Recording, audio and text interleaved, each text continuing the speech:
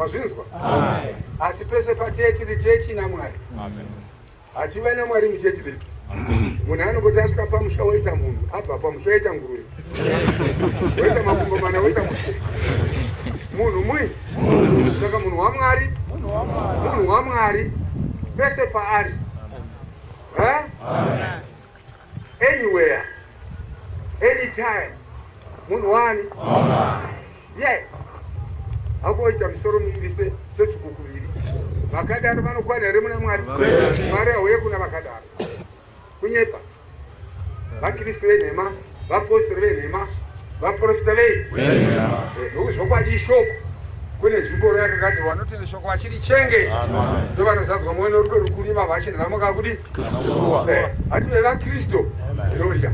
Tifanane nevakomana vakare, tifanane nevasikana vakare, tifanane namadzimai akare, tifanane navarume vakare.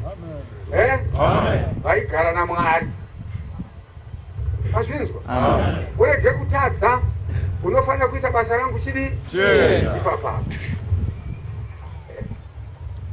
Waibasa zobezve, waipombora sazopombore, waivenga sazovengi, waizvikudza sazozvikudzi, waibasa zodi zvese zvitatu zvezvirekero.